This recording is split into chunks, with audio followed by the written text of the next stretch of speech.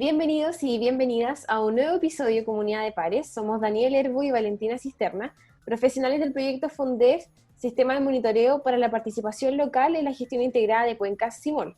Nuestro proyecto de trabajo se ha desarrollado principalmente en la cuenca del río Itata.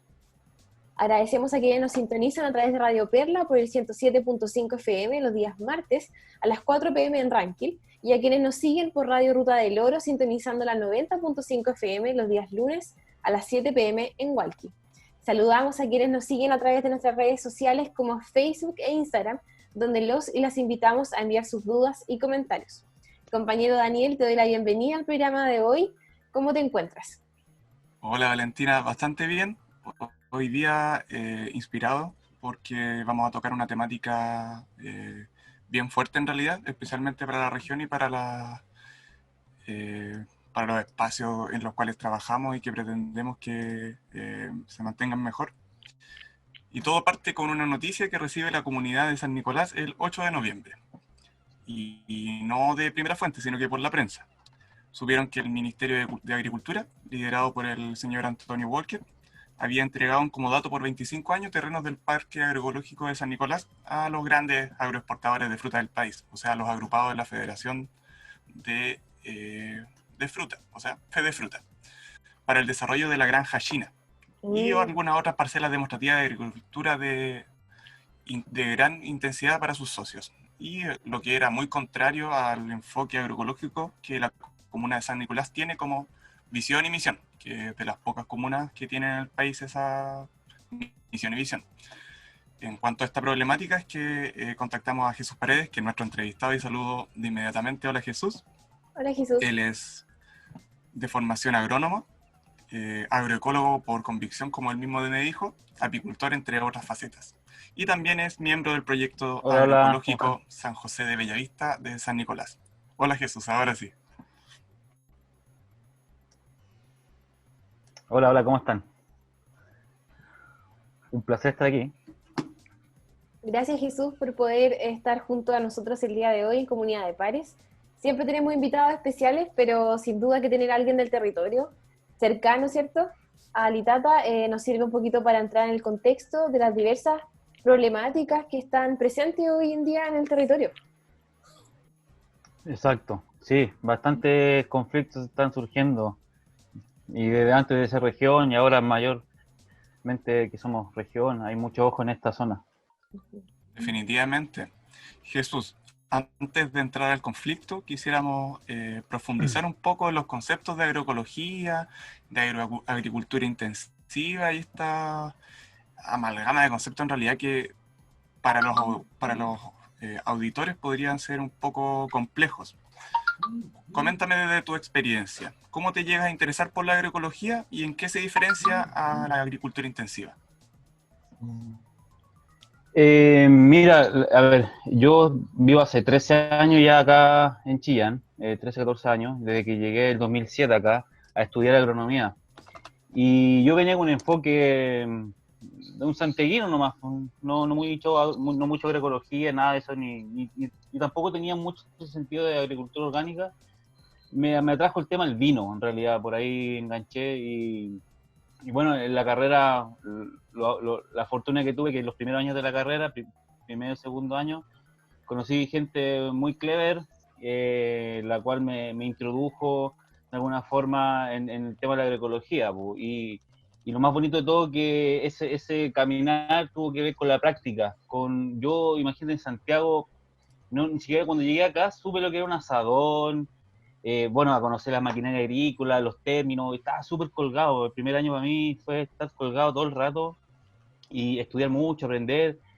Pasaba mucho tiempo en la U, me gustaba estar en la biblioteca, conversar con compañeros, profesores, y en eso me quedé también huerteando. También aparecieron los espacios de huerta, ahí me fue a meter y ahí, bueno, también a la par con un tema también de poder entender el fenómeno de la agricultura, qué significaba y qué realmente a mí me inspiraba, porque qué era la agricultura, cómo la veía yo, y realmente me hacía mucho sentido que si quería producir alimentos tenía que ser de una forma sana, con todas las relaciones, con el medio ambiente, con las personas. Entonces ahí me empecé a meter mucho más, a ir a congresos internacionales, a organizar actividades en la U, también gestionamos un espacio, un centro demostrativo de agroecología, Ruca Yachay, que bueno, hicimos varias actividades mientras estuvimos en la U, tratamos de dejar ahí un grupo, igual trabajan, pero están ahí, hay un grupo crítico que se mantiene, y hemos tratado de juntarnos con ellos, pero por todas estas cosas, justamente este año íbamos a hacer algo, pero vamos a ver cómo pasa en el tiempo. Claro, bien interesante eso de que de la teoría a la práctica finalmente igual hay una brecha importante. Tú siendo de Santiago, llegar al campo, conocer los términos que igual son más de campo porque hay ciertas herramientas que tienen nombres distintos incluso hasta por región. ¿Qué tal fue esa experiencia y cómo te resultó hacer la propia? Bien, porque mira, yo entré a la universidad siendo súper ignorante en cuanto a ver cómo se componía mi malla curricular. Después decía, hoy yo tenía que me fijaba en esto, haber visto los primeros 2 años que son súper latosos en la universidad, que es pura ciencia, pura matemática, pura teoría, y recién un tema. Y en ese caminar también había mucha decepción de gente, también compañeros que se fueron, gente que no aguantó más de 2 años, se aburrió, se desmotivó. Bueno, vieron la posibilidad de ser técnico, y también el cuestionamiento de la educación, ¿cachai? Así, ahí también surgen otras cosas, ¿qué estoy aprendiendo? ¿Cachai? Así como, y esto, mucha memoria, mucho químico. Y cuando ahí empieza uno y otro pero ya está este químico y este químico, lo natural, ¿qué se puede hacer? Un manejo ecológico, y ahí ya salían las burlas de unos profes, como, lo orgánico, el grupito de lo orgánico, cuando nosotros tuvimos un ramo que practica nivel 2, donde podíamos, nos pasaban 50 metros cuadrados y podíamos hacer lo que quisiéramos, pero demostrando algo agrícola, también, pues, bueno, pedimos estar aislados, porque nosotros éramos súper exagerados, los químicos, no queremos estar cerca de ellos, nos aislábamos. Pues algo la onda y ya, vayan para allá, hagan lo que quieren, lo que estimen. Pero también eso nos hizo ver a otros compañeros que, por ejemplo, mira el tema, por ejemplo, compañeros que estaban desde chicos metidos en el campo, su familia tradicionalmente de campo, familias de agricultores más que campesinos, también había una mezcla ahí. Pero ellos no tocaban la tierra, ellos traían a su capataz, muchas veces vimos capataz, traían en sus camionetas grandes, sus caballos, a 50 metros cuadrados, así, 10 por 5, eso, ese nivel, era una ridiculez. Y entonces nosotros nos reíamos, era como, veíamos eso, entonces, y nosotros, justamente el grupo de los orgánicos, no teníamos una tradición campesina, nada, muchos venían de Iquique, de Santiago, uno de Quirihue, pero él tenía una tradición campesina igual, entonces él hacía también mucho sentido la agroecología con las prácticas del abuelo. Entonces ahí empezamos a formar un grupo, y ese grupo resultó ser el Centro Demostrativo de Agroecología Ruca Yachay, que significa en Aymara, en Mapudungun y Aymara, la Casa del Saber. Que al final ese espacio que teníamos para huertear, nosotros aprendimos todo, a reconocer maleza, cómo se comportaban, a experimentar. Yo pasé Año Nuevo, Navidades, 18 de septiembre, trabajando en la huerta, yo estaba metido, feliz ahí. Y ese espacio fue de varias personas, en realidad varios convergimos ahí, hicimos muchas charlas, nos vinieron a ver profesores, y lo malo que la facultad nunca nos dio bola, en realidad nunca le dio crédito a este tema.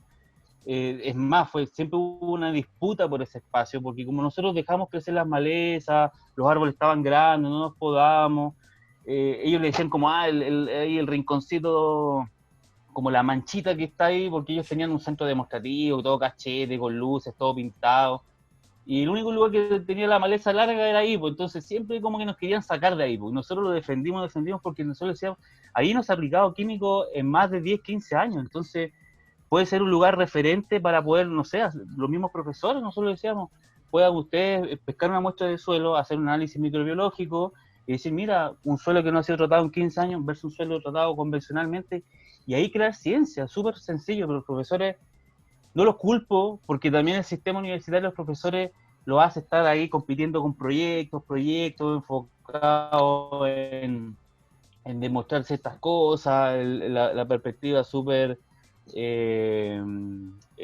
a poder reduccionista de las cosas, no ver lo global, no ver la ecología. Entonces nosotros cuando íbamos consejos, aparte yo estuve en el centro alumno, entonces le hablaba ahí en los consejos, en los consejos profesores, interésense por la ecología, va para allá la cosa, todo está apuntando. Nosotros veíamos de alguna forma que esto en un momento sí iba a ser necesario, sí, en su momento ya lo veíamos, ahora mucho más, y lo bueno es que miramos para atrás y decimos, oye, increíble, así le achuntamos un poco a la orientación profesional de nosotros mismos, que de hecho resultó ser que muchos compañeros que estaban en ese grupo resultaron trabajando en algunos procesales con orientación agroecológica, ya tenían una práctica, ya nos habíamos formado en el mismo set de Yumbel, entonces ya teníamos un recorrido, en la misma universidad nos hicimos un bagaje bien bueno en realidad, ¿no? Y aparte con otros más y lo seguimos haciendo, entonces fue bien importante ser autónomo, así nunca nos intimidamos ni nos desmotivamos por la universidad y que no nos apoyara. Era más motivador todavía que no nos apoyaran, porque no íbamos a demostrar en un futuro que estamos en la línea correcta, y lo estamos, y no hemos encontrado con esos profesores, lo bueno es que no hemos encontrado, y ahora muchos de ellos andan dando charlas aquí por la región de cultivo orgánico, de un día para otro se pasaron lo orgánico, entonces me da risa igual, pero así son las cosas. Menos mal. Sí. Sí. Jesús, ha sido un relato y una experiencia de formación que ha pasado de todo, o sea, desde la lucha independiente pero colectiva al mismo tiempo entre tus compañeros con diferentes contextos, gente que era cercana a la región, gente que venía desde zona urbana, y ahí fueron creando este colectivo, ¿cierto? Que desembocó también en iniciativas súper positivas, pero cuéntanos ahora cómo con toda esa tradición se logró gestar el proyecto de parque agroecológico y cómo este se vincula con la comunidad circundante. Ya, mira, esto fue, mira, nosotros de este grupo, a ver, voy más para atrás. Esto fue un día para otro, a mí me avisan que hay un seminario en un hotel acá en Chillán sobre un predio que estaba ahí mirado para hacer un parque agroecológico y que venía Miguel Altieri, que es un referente de la agroecología, y me enteré una noche antes en realidad, y me dice, voy a que estar ahí, y dije, voy a ir. Y ahí me entero un poco de la idea globalmente. INDAP era un seminario motivado por INDAP, en el cual ellos estaban generando una propuesta, trajeron a este experto para que el experto también de alguna forma en ese seminario que duró como 2 días pudiéramos dar una forma a ese proyecto. Y también en esos días fuimos a visitar este lugar en San Nicolás. Y ahí, bueno, obviamente esos 2 días fueron muy intensos, yo ahí dije, wow, hay una posibilidad hermosa de hacer algo muy, muy bonito. Entonces yo llamé a mi amigo, dije, oye, pum, alarma, juntémonos, hay una posibilidad de hacer lo que siempre quisimos hacer, pero a esta escala. Y resultó que todos se motivaron, bueno, la mayoría está acá en Chillán, y también juntamos a otros profesionales del área, topógrafos que están en el área de la agricultura ecológica, están haciendo cosas bien interesantes, y nos juntamos y empezamos a discutir, oye, mira, está esta posibilidad. Bueno, a todo esto, en esos 2 días fuimos a visitar el predio y se genera la idea, pues ya el director de INDAP dice, bueno, queremos entregar ese espacio en Comodato, y ahí nosotros le hicimos un alcance, sí, porque el proyecto está exclusivamente para hijos o personas jóvenes que pudieran demostrar una relación campesina, que tuvieran padres campesinos, ojalá usuarios INDAP ya acreditados, y bueno, que se estableciera esa relación. Y nosotros, nada de eso, ni cerca que estábamos, y nosotros le dijimos al director de INDAP, le dijimos que pudiera considerar que queríamos volver al campo, de la ciudad al campo, cómo nos podían considerar. Y la verdad que eso dio una posibilidad para que nosotros nos pudiéramos meter a postular. Y la única forma que ellos pudieron hacer que nosotros nos consideraran como empresa. Y tuvimos que crear la figura de empresa, y bueno, ahí con todo el mismo proyecto que presentamos, ahí nosotros nos comprometíamos cómo en el tiempo nos íbamos a transformar en una organización, cómo íbamos a trabajar con los vecinos y poder hacernos parte de todo el proyecto. En realidad, de las 450 hectáreas, nosotros estábamos postulando 25 hectáreas, una de las agrupaciones, y había 6 agrupaciones más. En total hacíamos como 150 hectáreas. Y más o menos dentro de los 6 grupos, casi todos nos conocíamos, entonces había una armonía bien, bien buena en cuanto a poder, las ideas futuros, de repente conversábamos, y ¿qué estás haciendo tú? Y bueno, y todo esto fue en diciembre, ya se sabía que Piñera había ganado las elecciones del 2017 al 2018, y aquí la pega de INDAP era generar el concurso Flash, para que nosotros postuláramos, y en marzo tener el comodato en la mano, y bienvenido Piñera, pero con el comodato en la mano. Y se demoraron mucho en ese tema, y recién en marzo, una semana antes del cambio de mando, se genera el concurso. Y nosotros ya con el proyecto, pum, lo teníamos listo, lo fuimos a entregar, se cerraron las inscripciones, asume Piñera, y cuando por protocolo estaba la fecha que caía para presentar los proyectos frente a un comité, ahí nos dice el director como subrogante de INDAP acá en la región, nos dice que no, que el proyecto quedó invalidado por argumentos jurídicos, que no estaba bien escrito, que había un tema de aguas. Entonces, y ahí obviamente había un riesgo. Nosotros sabíamos un poco lo que podía pasar, pero no sabíamos que iba a pasar, así no lo rechazábamos, pero había una posibilidad y pasó. Así que nada, con una decepción súper grande, pero muy motivados también bueno, también sabíamos, obviamente este gobierno no venía a eso un poco, pero quedó el proyecto, quedó la idea, los contactos, la gente un poco, y el terreno que estaba ahí, ya lo teníamos muy echado el ojo, lo fuimos a ver en invierno, de hecho ya después de esto, nosotros como Consuelo, todos hicimos un plan, todo un proyecto muy acabado topográficamente, con fotografía satelital, una proyección, por ejemplo, crear microcuencas en el interior de riego, en la cual podíamos abastecernos de agua durante toda la época. Fuimos a comprobarlo, así fuimos al lugar en invierno, en plena lluvia, decir, a ver, topográficamente dijimos que aquí iba a pasar un canal. ¿Está o no? Fuimos y lo comprobamos. Y con eso así quedamos muy felices porque, de hecho, ese proyecto también lo vieron gente de ODEPA, y gente de ODEPA anduvo detrás de nosotros, de nuestro proyecto, mucho rato porque encontró muy acabado el proyecto, muy afinado. Entonces, nosotros dijimos, oye, no creíamos que estaba tan bueno, y dijimos, bueno, ¿sabéis qué? Tratemos de compartir lo mínimo con estos personajes por lo menos, y ver, gestar en el tiempo. A lo mejor este gobierno no va a ser, pero demos un tiempo, 4 años de planificar esto bien, porque son 450 hectáreas, en la cual hay que generar algo más que la idea nomás. Entonces dijimos ya, 4 años de plazo para poder, y justo ahora estamos en el año como 2 y medio y surgen cosas. Entonces el terreno nos está llamando. Es un poco el contexto que te podría dar así, resumidamente.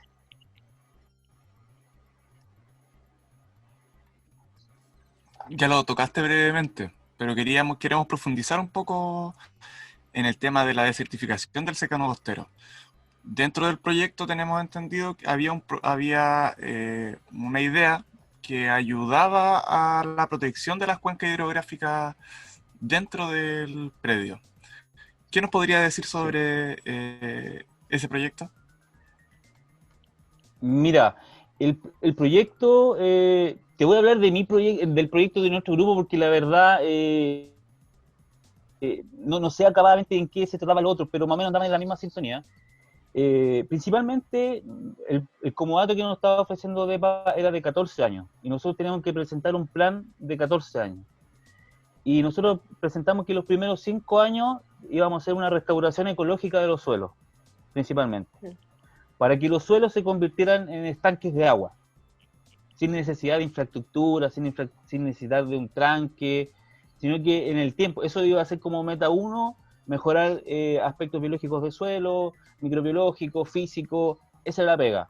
Y para eso teníamos un plan que era un manejo con animales, rotación de animales, porque los animales, bueno, hay una ciencia ahí que nace también, que yo también la fui aprendiendo, que es manejo holístico de pradera, hay una rama súper interesante de la ganadería. Íbamos a ocupar todas las áreas, en realidad, animal, suelo, microbiología, todas las técnicas posibles en el tema en un plazo de 5 años, y a partir del 6.º año de adelante ya venía la propuesta productiva, ya el generar el negocio, porque en realidad a ODEPA lo que le interesaba es que se regeneraran recursos económicos. Entonces, ese es el plazo que nosotros nos dimos, y ahí obviamente el manejo ecológico justamente apuntaba al tema de agua, porque es un drama en todo el secano interior y costero de este país, que es resultante de malas prácticas agrícolas de hace más de 100 años, ¿ya? Entonces, nosotros sabíamos el terreno, pero aún así, con lo degradado que está, con las técnicas que nosotros podíamos aplicar, tiene un potencial tremendo. Ya que tuviera agua, ya que corriera agua, para nosotros decíamos, ya aquí ya está todo, sino con que haya agua está todo. Y es un poco, eso, desde ese punto de vista lo trabajamos, ese proyecto. Bueno, en esta oportunidad, en nuestro episodio de Comunidad de Pares, tenemos una nueva columna de opinión por parte de una profesional del proyecto CIMOL. Ella es Camila Vargas, quien nos va a hablar y nos va a contar un poco sobre bienes comunes y su acceso. Así que les dejamos invitados a poder oír esta columna de opinión.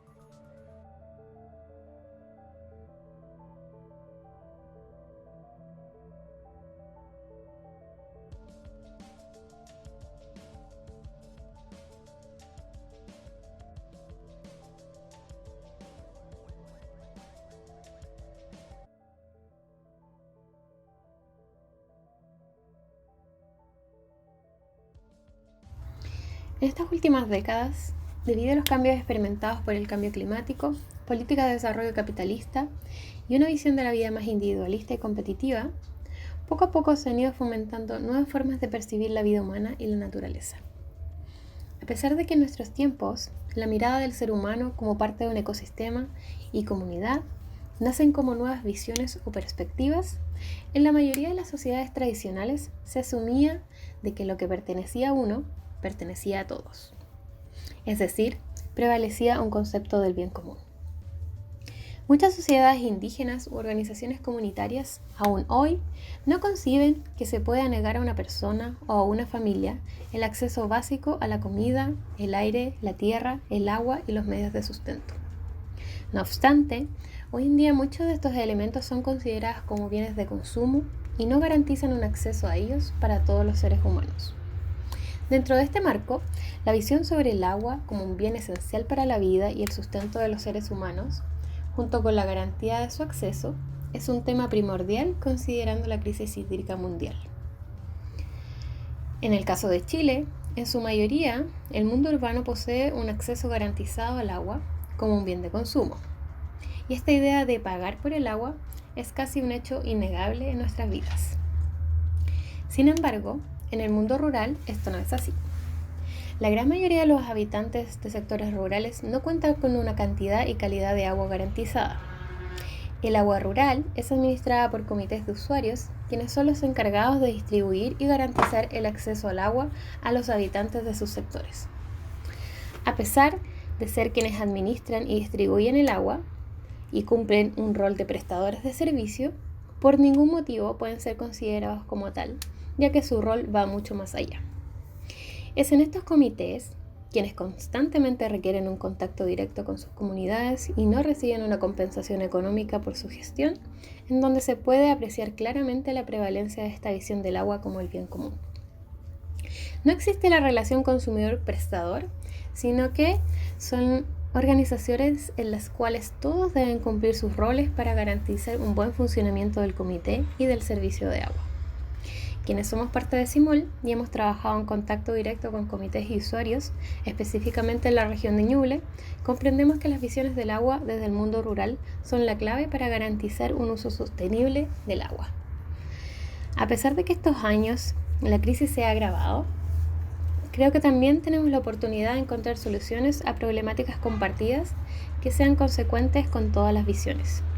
Es por eso que es necesario conocer y hacer visibles los enfoques tradicionales o comunitarios para poder generar acciones que nos permitan entre todos cuidar nuestros recursos, pero en un esfuerzo de cooperación y no de competencia. Si nos quedamos sin agua, no hay vida para nada ni para nadie. No estamos solos en el mundo y, como se ha dicho bastante últimamente, el cuidarnos es responsabilidad de todos.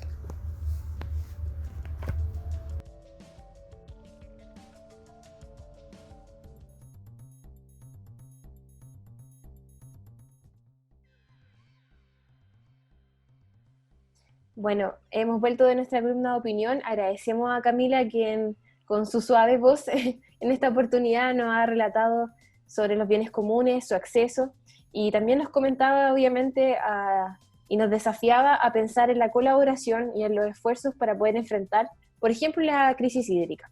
Y por eso, Jesús, te quería preguntar tu opinión respecto a lo que Camila comentaba. ¿Cómo lo ves tú desde tu profesión, pero también desde tu enfoque y desde la agroecología? Sí, ahí lo escuchaba que hablaba harto del acceso al alimento, el acceso al agua. Hoy día la vida humana se está viendo quebrantada por el acceso básico a lo que te permite reproducir la vida. Entonces, bueno, entenderlo más allá que sabemos que este está planificado, que es así un poco cómo están creciendo. Hoy día lo que más, bueno, y no hace poco cuando visitamos de nuevo el predio de San Nicolás, escuchar de nuevo a los vecinos, casi hablando habitualmente como lo que se les viene en el verano, que ya a esta altura del año ya tienen problemas de llenado de las napas. Entonces, y dice, hoy estamos en noviembre, ¿sí? ¿Qué nos depara enero? Y ese testimonio es súper duro, súper conmovedor. Aparte de conmovedor, así, es muy duro, y da rabia también porque, bueno, uno lo contrasta con lo que está pasando justamente con este conflicto, este proyecto chino, y sin más querer, ellos se van a ganar al lado del río, así, ellos van a producir las 60 hectáreas al lado del río. Eligieron el lugar más plano y con el acceso al agua ahí inmediato, y tenía urgencia a no más de 1 kilómetro hídrica, donde los vecinos tienen para tomar agua en el verano. Entonces es súper complejo. Yo ahora, con el pasar de los días, he ido un poco como una bolita de nieve y viendo que esto es grande, es potente lo que puede pasar con este proyecto, porque si se permite esto, yo creo que ya estaríamos entrando a algo mucho peor, porque ya la disputa por ese río, por el agua, va a ser muy evidente. Los intereses económicos ya no les va a interesar nada la vida, ni menos el bienestar de las personas. Entonces, el tema del acceso es muy complejo. Tocaba un poco las consecuencias directas que va a tener finalmente la granja china en la comunidad de San Nicolás. Es uno de los puntos que más nos interesa, de hecho, como proyecto, porque la idea de Simón es que los usuarios del agua tengan la capacidad tecnológica y organizativa de poder enfrentar esta clase de procesos para que posteriormente ejerzan su propia soberanía también. En cuanto a esto y a las experiencias que hubo ahí como proyecto agroecológico en el predio, ¿qué sucedió con los otros proyectos que estaban asociados, los otros 6 proyectos que contabas tú en el predio? ¿Alguno adjudicó o solamente Fede Fruta se llevó toda el concurso? Mira, de los 6 proyectos, porque esto fue de distinta la manera de postular. A nosotros en marzo del 2018 nos dicen, chao, no hay concurso, a las 6 agrupaciones de jóvenes que queríamos esto, y pasan los meses, como 5 meses, y también por la prensa nos enteramos de que había una reunión entre Fede Fruta, el alcalde de San Nicolás, y el encargado, el jefe técnico del Prodesal de San Nicolás, Cristian Pavé, están reunidos con la empresa, conociendo un poco a fondo este proyecto, pero de alguna forma ahí también resultando esa reunión un compromiso, buscando los compromisos del alcalde para poder apoyar esto. ¿Qué me decía un poquito antes de la pregunta? Que ahí se me perdí, me empecé a acordar de otra cosa. No alcancé a escuchar todo porque como utilizamos esta plataforma digital, cuesta un poco de repente agarrar el ritmo por el internet. Pero hablaba un poco sobre las consecuencias directas de la instalación de la granja china en el terreno del predio San Nicolás. Sí. Y eso traté de anexarlo a qué había sucedido con el resto de los otros proyectos que tenían caracteres similares al agroecológico que están trabajando ustedes. Ok. Sí, mira, esos proyectos, bueno, pertenecían, 6 de los proyectos, 5 pertenecían a la comuna de San Nicolás. Miento, 4. Uno era de nosotros y el otro era de la Confederación Sindicalista Campesina Ranquil. que era una agrupación externa a San Nicolás. Que ellos, justamente, bueno, aquí te voy a contar algo. Esta idea del parque agroecológico no fue de INDAP. Esta idea surgió a partir de una demanda por los 50 años de la reforma agraria, que fueron como un año antes de que Bachelet dejara el poder, 1 o 2 años antes, donde ahí se le planteó al Ministerio de Agricultura y a la presidenta que pudiera entregar de alguna forma algún terreno fiscal para el uso o el desarrollo campesino. Y esto fue un trabajo de más de un año. Y ahí nace la idea y tenía un poco como en lo que es el parque agroecológico. Fue así un poco. Esa demanda duró 2 años y se instala ya formalmente, ya acceden a poder entregar este comodato. Habían 2 terrenos, uno en Chiloé, creo que era de 800 hectáreas, y el otro acá en San Nicolás, de 450. Y quedaron con esto. Las otras 4 agrupaciones en realidad eran del territorio de San Nicolás, eran de una escuela, un colegio, y la verdad que después de esto no supimos mucho, porque muchos proyectos eran desarrollados por algunos profesores, era como un proyecto del colegio en realidad, y me imagino, no juzgo acá, pero si se cae el proyecto no tienen otras cosas, otro interés, y no lo he visto ahora en presencia, pero sí por lo menos a Ranquil y nosotros que estamos activos. Ahora, respecto a las consecuencias de este proyecto, bueno, mira, lo que más nos sorprende, que cuando ellos hablan de proyecto y el proyecto de la granja china, y cuando tú les preguntas qué van a cultivar, cómo, dónde, cuándo, qué cosa, no tienen ni idea, ni te hablan de hortalizas, y yo creo que de manera maléfica le ponen granja, porque eso de alguna forma hace alusión a una granjita, un pollito y cositas, y la verdad que no es así. Hoy día este tema es un tema estratégico, es un tema de que... Jesús comentaba recién, claro, las consecuencias obviamente negativas para los y las vecinas con la llegada de esta granja, ¿cierto? Que tiene ese nombre, pero que de amigable no tiene nada. Bajo tus conceptos, bajo las prácticas de la agroecología, ¿qué se puede hacer para intentar frenar, ¿cierto?, esas consecuencias negativas frente a la crisis hídrica, al cambio climático, la degradación de los suelos? ¿Cómo ven esto ustedes como agrupación? ¿Qué iniciativas están ya pensando frente a esto? Para ver si nos puedes contar un poco. ¿En qué se ha basado el trabajo de ustedes con la llegada de esta noticia, de la cual se enteran obviamente por la prensa además? Sí, mira, la reacción acá de la agrupación, principalmente de San Nicolás, es rechazar el proyecto. Aún que en boca del alcalde y Víctor Toro y el mismo ministro, ellos hablan de convivir, que podemos convivir todos ahí. Si al final son 60 hectáreas de 470. Por lo tanto, todo es el mensaje un poco que dio el otro día el ministro, que lo vi en un video. Y dijo, no, pues si pueden convivir lo orgánico, los biodinámicos, lo agroecológico, pero la verdad no pueden vivir 2 sistemas muy distintos, ¿no? Me imagino, y para qué más, si China va a traer mucha tecnología va a decir fertilizante, herbicida, mucho químico, no creo que ocupe tanta mano de obra, van a tratar de automatizar todo, me imagino. Vi una maqueta, hay una fotografía de una maqueta, cómo va a ser la estructura, porque va a ser algo como una plataforma de negociación, de transferencia tecnológica, porque según estas autoridades dicen que de aquí los agricultores van a estar como con muchas ganas de recibir esa tecnología. Entonces, y la misma tecnología que hoy día están entregando, que lo endeuda, y la verdad que no vemos con buenos ojos obviamente este proyecto, a menos, bueno, ojalá que no, y el rechazo yo espero que todo esto termine en que este proyecto no se haga.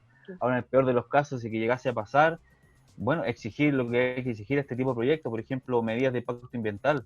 Ellos se van a ganar al lado del río, la contaminación de los químicos van a terminar en esas aguas.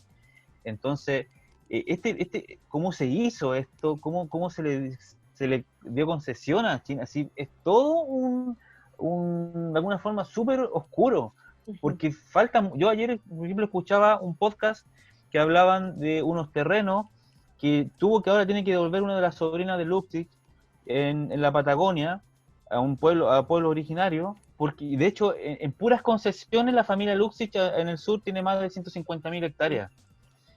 A puras concesiones, pidiéndole prestado al Estado para temas turísticos. Entonces, yo creo que hoy día el Estado está rifando la posibilidad de combatir varias cosas que tenemos, varios problemas en el país, en el mundo, principalmente enfriarlo, que la agricultura vuelva a tener sentido de alimentar. Si se quiere después de alimentar, vendrá energía, vendrá todo lo que se hace con la agricultura, pero hoy día creo que tenemos que apuntar a lo principal, que es combatir el hambre, la necesidad de una alimentación limpia. Por lo tanto, estamos expectantes, bueno, la organización ahora lo bueno de todo, que ya no somos 6 grupos. De hecho, el día que fuimos a esperar al ministro a la granja, a San Nicolás en realidad, al predio, estamos conversando y dijimos, ya no somos más 6 grupos, más 6 agrupaciones, somos una nomás.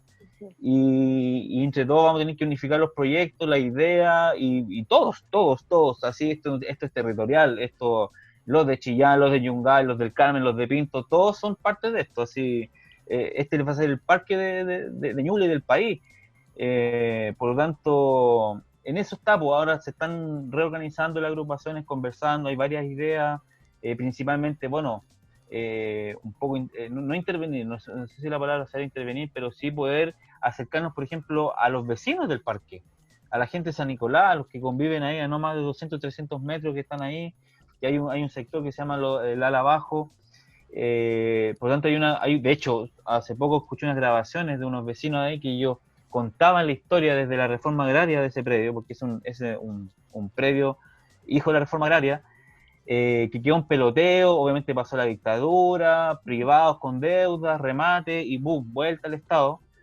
Por lo tanto, cuando ya surge esa posibilidad de que un terreno que ya estuvo en manos de campesinos, la idea mucho más todavía tiene sentido de poderlo devolver, así hay muchas necesidades territoriales. Sí, de hecho, la idea de patrimonio, recuperar el patrimonio natural y cultural al mismo tiempo, en un mismo terreno, es muy fuerte. Y en cuanto a esto, quería preguntarte sobre este retorno al campo. ¿Qué tan importante es que generaciones nuevas, que jóvenes vuelvan a los territorios y se hagan cargo de procesos que fueron abandonados por generaciones posteriores? No quizás por su voluntad, muchas veces a la fuerza. Sí, hoy día, mira, creo que es tan importante como también detener la fuga de jóvenes del campo, sino que los que nos vamos para el campo, bueno, también vamos con la concepción de no llevar las malas costumbres de la ciudad al campo, vámonos con otra concepción, porque esto también, ahora con el tema de la parcelación, que ese otro temazo que nos va a costar mucho, que la gente, ya me voy al campito, me compro 5.000 metros, pero se lleva las mismas costumbres de la ciudad al campo. Y el reto está que, bueno, hagámoslo de la manera como hay que hacerlo, de manera ecológica, también un poco haciendo un aporte a los jóvenes que están en esos sectores rurales, sobre todo en esa zona que encima se le llama zona de rezago, que ya tiene una connotación negativa, es una zona como lo que está atrás, ¿sí? Lo que está olvidado. Y ya eso crea una sensación de olvido, pues, de que hoy estamos botados, menos pesca. De hecho, mira, les voy a contar, dentro del mismo predio, que es del SAC, hay una chancadora de piedra, hay una empresa ilegal, que de hecho es ilegal lo que están haciendo ahí, extraen áridos, y nosotros cuando tratamos de ir a conocer el río, hay un cuidador ahí, y no sé si el mismo que está hasta ahora, pero cuando entramos ahí, el cuidador estaba ebrio, muy borracho, muchas cervezas botadas por el suelo, una casita, una choza que estaba ahí cuidando los camiones, y vimos una niñita pequeña también, con situación de abandono, se notaba en su vestimenta, en su apariencia, y nosotros quedamos como ¿y esto qué está pasando acá? Así, nadie sabe de esto, y todo lo que estábamos ahí como que quedamos así, porque el hombre estaba muy curado, muy alterado porque nos vio, nos quería echar, y nosotros dijimos, oye, este terreno sabemos de quién es, este es un asentamiento ilegal, y nadie ha hecho nada, ninguna autoridad, ningún intendente, se le ha dicho a todos los intendentes, a la autoridad, diputado, que esa extracción de árido es ilegal, y nadie lo ha detenido, nadie.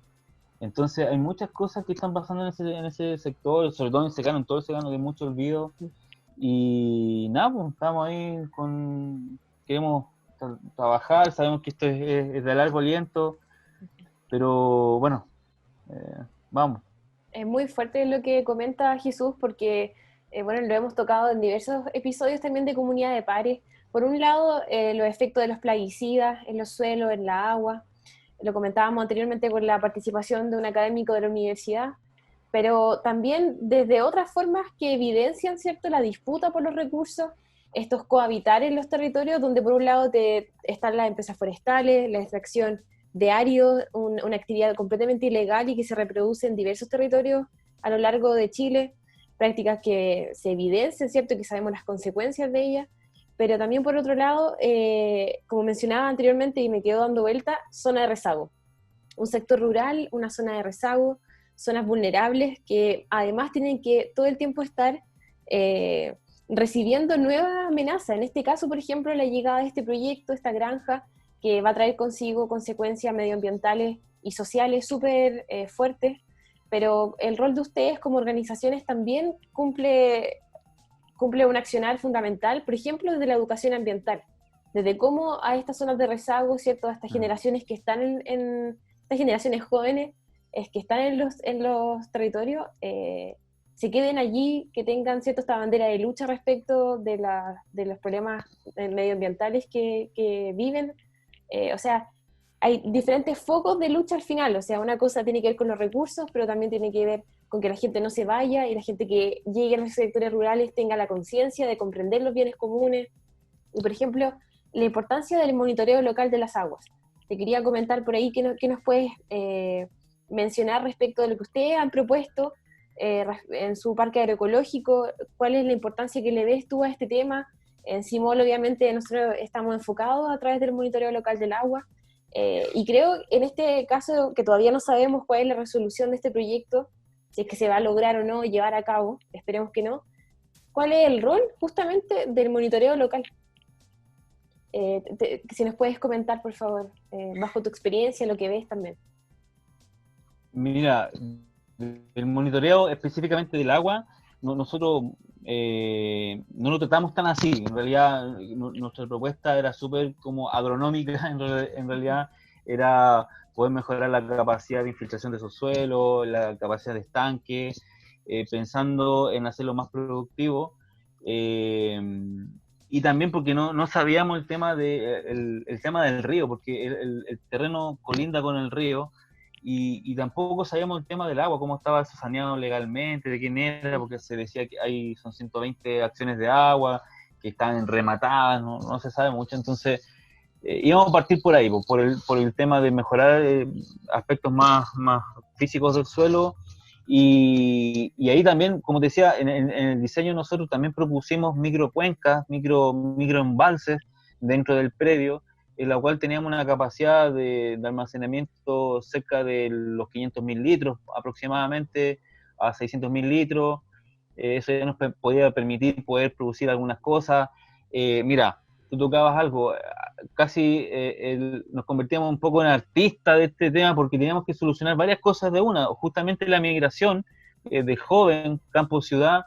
Principalmente lo que lo va a seguir son las oportunidades, pues el tema económico. Entonces, nuestra propuesta también, aunque tratamos de que no caer en lo mismo, por ejemplo, apuntamos a crear, productos alimenticios de alto valor para generar ingresos económicos, pero sí, de alguna forma íbamos a apuntar un nicho, en realidad íbamos a meternos en ese tema, así, nicho de negocio. Entonces, al final, igual tuvimos que perfilar algunas cosas así para poder hacer rentabilidad, para que los cabros jóvenes, los del liceo, no sé, pudieran ver que, oye, mira, lo que hizo tuvo un impacto económico y el loco tuvo un sueldo y le interesa quedarse, porque al final así lo tenemos que enamorar de alguna forma. ¿Sí? ¿Qué es lo que se hace que se vaya? La plata. ¿Qué es lo que tenemos que hacerlo? Bueno, a través de la plata, lamentablemente. Pero de alguna forma había que hacerlo así, no teníamos otra fórmula. Entonces apuntamos un poco a crear nichos de negocio. Obviamente también uno de los sueños que había en el terreno es, por ejemplo, alimentar a los colegios San Nicolás, que todas las verduras y hortalizas y frutas se pudieran hacer orgánicas para todos los liceos, ojalá de la región. Ahí apuntando a la masividad, pero también apuntando al nicho, que de alguna forma tenía que entrar una lucas interesante, íbamos a crear carne ecológica, bueno, un centro de educación. En ese predio también hay una casona impresionante, una casona que debe tener 25 piezas, antigua, y uno de los lugares tiene un lugar para un sector de vendimia. Y cuando nosotros estábamos ahí con el cuidador, nos contó que la prensa de vino, que es gigante, de piedra, muy, muy grande, es de Arturo Prat. Y esa se la trajeron en estos temas de la reforma, de la contrarreforma, en la época de dictadura, dueños privados nomás, por ejemplo, la casona de Ningüe le sacaban cosas, la casa de Arturo Prat se las pasaban, y una de las cosas que llegó a esa casa fue esa prensa de vino de Arturo Prat. Entonces, también por el valor patrimonial, valor histórico, turismo, estaban todas las posibilidades, era poder articular un gran trabajo de muchas personas y que funcionara esta maquinita. Pero principalmente como era el tema económico, para allá lo apuntamos, porque era la forma de atraer a los jóvenes, creemos. De una u otra manera, igual estaba el tema, quizás no tan precisamente el tema del monitoreo del agua, porque eso de mejorar las capacidades de la tierra para su absorción, Claro. y casi todos los otros aspectos de los cuales mencionaste también son algunos de los que hemos identificado nosotros para trabajar con los monitores con los cuales pretendemos monitorear la cuenca del Itata, pero en este caso del Ñuble. Exacto. Moviéndonos ya un poco de tema, me quedo dando vuelta sobre... lo siento, me fui, se me perdió. No importa, Tenía una pregunta escrita y se me fue. Está bien. Está bien. Que había tocado un tema que me dio una pregunta, pero se me cayó. Queda. Se me cayó la teja.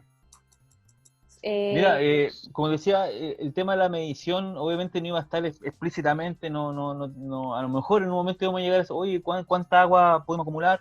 Pero sabíamos que el éxito, de alguna forma, obviamente íbamos a medir parámetros biológicos, cómo íbamos reteniendo agua, algún ensayo, experimento, qué sé yo, pero sí o sí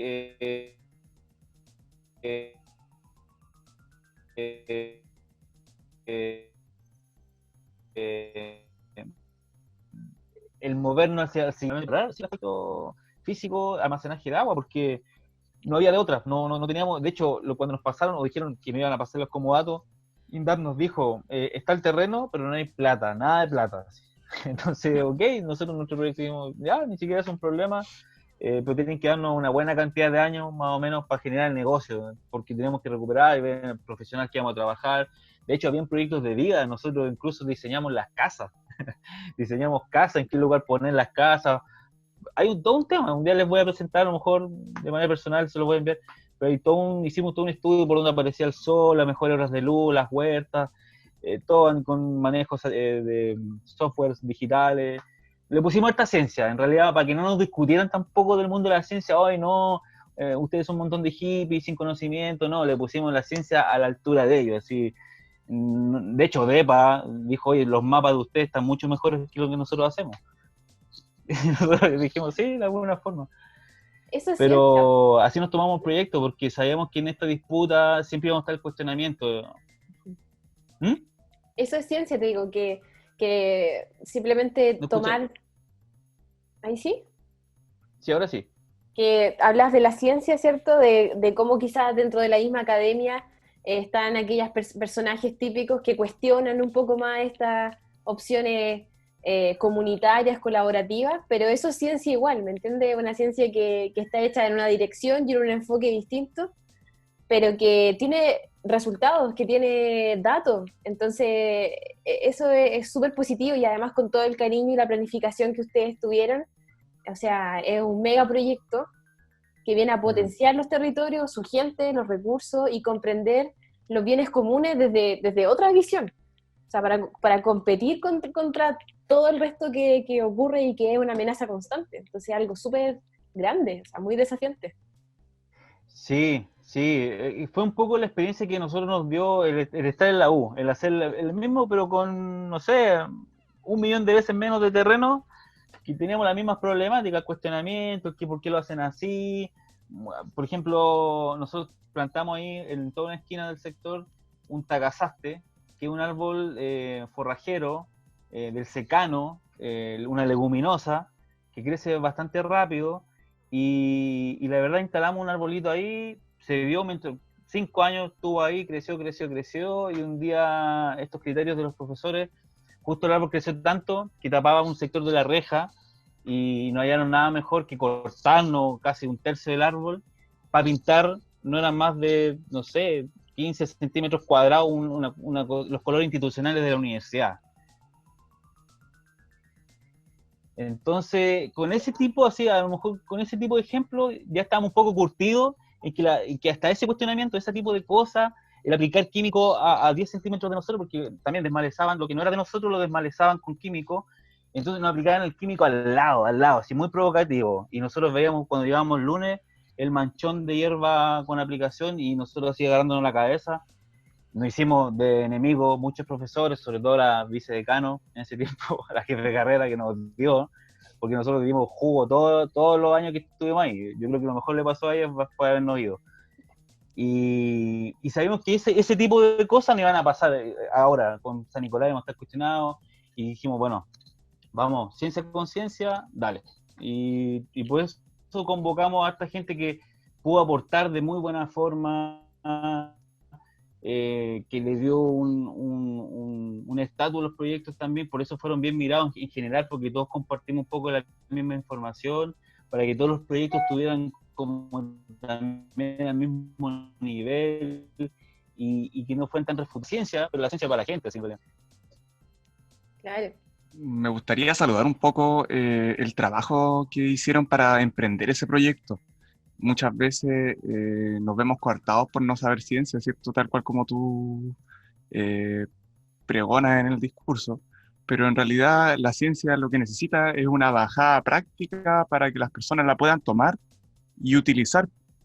En ese sentido, también hay muchas personas que terminan siendo perjudicadas por que pese a que tengan buenos proyectos en agroecología o en buenos otros sistemas de vida, porque tal cual como lo salía en tu ejemplo, lo influencian o lo pisan finalmente espacios que están siendo controlados por capitales más grandes. Uh-huh. Y es el caso de una de nuestras monitoras, que fue la que me dio tu contacto, que es Marcela Leal. Ella tiene un proyecto agroecológico en un predio, y cuando trató de sacar su certificación de alimentos libres de pesticidas y todo este cuento, finalmente, por todo lo que sucede a su alrededor, sus alimentos salieron positivos de agrotóxicos. Y no solamente eso, también hay otras industrias. Tenemos la papelera Grauco, un poco más allá nomás en Nueva Aldea, y finalmente lo que se necesita es expandir esta concepción agroecológica, expandir la necesidad de que los bienes comunes tienen que ser protegidos para poder hacer sustentable también los proyectos que nos proponemos. Sí, sí, ¿no? Así tenía que ser, pues tenía que, de alguna forma los proyectos tenían que tener un término común, y claro, pues obviamente mirar hacia la sustentabilidad, lo que tú cuentas, el ejemplo de Marcela con la contaminación que sufren los predios, por eso digo, no pueden convivir dos sistemas tan diferentes. Es muy complejo, hay que hacer muchas cosas, barreras, árboles, qué sé yo.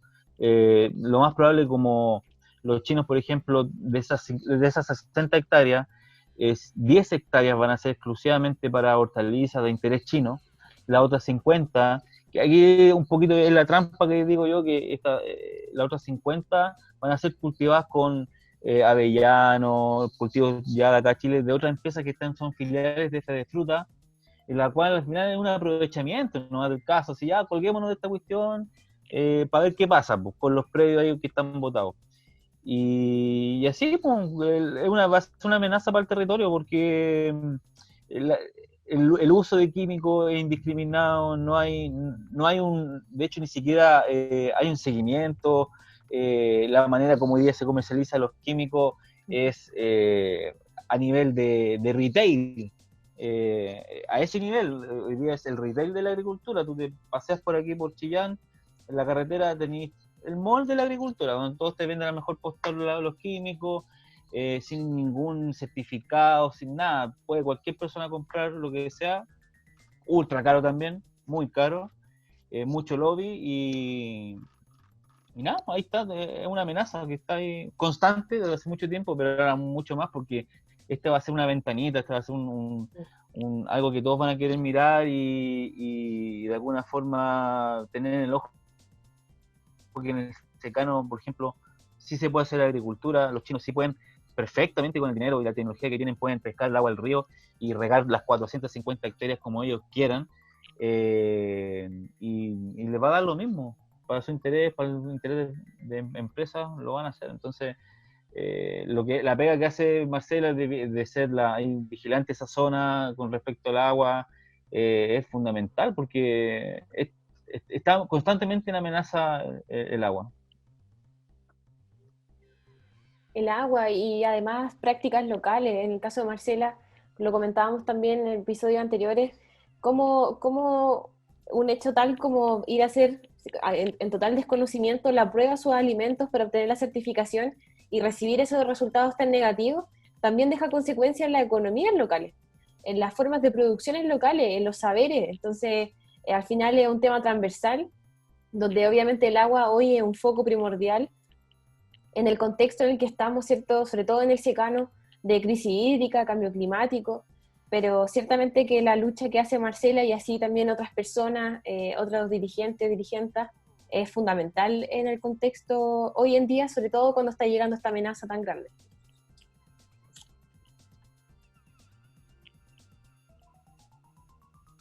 Dicho esto, creo que nos toca cerrar el espacio. Solo por cosa de tiempo. Creo que siempre podemos profundizar Sí. un poco más en esta clase de temas porque da para mucho y hay ejemplos en todos los territorios. Así que Exacto. agradecemos tu participación, Jesús. Me despido de ti, compañera Valentina, y nos vemos pronto en una nueva edición de Comunidad de Pares. Muchas gracias, Jesús, por contarnos tu experiencia, también la de tu grupo, ¿cierto? La agrupación. Esperemos que las consecuencias no lleguen. Esperemos que ojalá sea un punto a favor del territorio, de los territorios y sobre todo de los sectores rurales y de su gente. Nos vemos en un nuevo episodio y agradecemos a todas a quienes nos sintonizan. Gracias, que estén muy bien. Los voy a seguir. Chao, chao. Muchas gracias. Que estén bien.